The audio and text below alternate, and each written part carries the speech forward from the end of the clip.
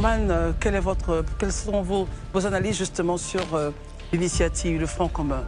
D'abord, le Front commun, tel qu'on l'a entendu du porte-parole du PDCRDA, M. Brendoumi, qui a lu cette communication conjointe-là entre le PPACI et le PDCRDA, c'est un cadre de coordination stratégique pour revendiquer ensemble sur certaines préoccupations qui concernent le processus électoral.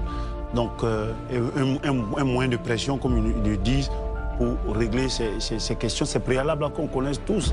L'opposition ivoirienne ne cesse de répéter ces préalables depuis 2022, donc depuis 3 ans maintenant. Donc, c'est connu de tous.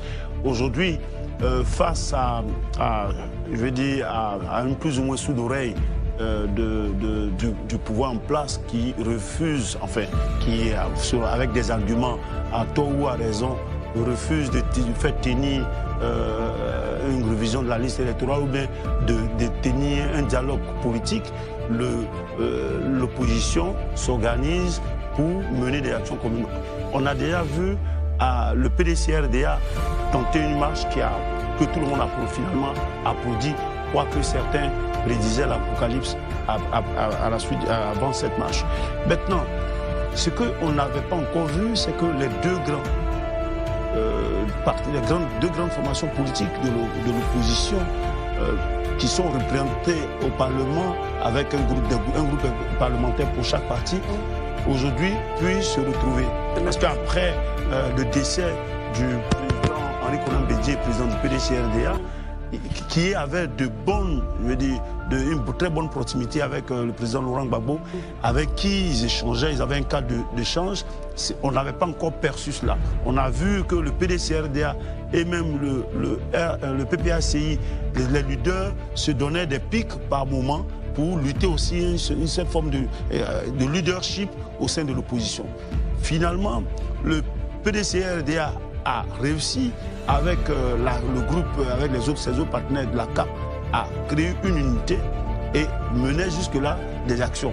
Mais toujours est-il que, même au sein de la CAP, le PDCRDA, avec certains autres partis, dont notamment Mme Boni-Clavry, avait déjà insisté sur le fait que le PPACI devrait être là dans toute l'opposition pour que ça puisse, la voix de l'opposition puisse porter. Et il n'y a que, objectivement, dans l'opposition ivoirienne, le président Laurent Gbagbo avec ses anciens lieutenants, mais ses anciens camarades, il y a des bisbilles et ça coinçait, ça grippait cette unité qui devait avoir lieu au sein de l'opposition. Finalement, ils ont pu trouver, les deux formations politiques ont pu trouver un terrain d'entente. Le PDCRDA et le PPA se retrouvent.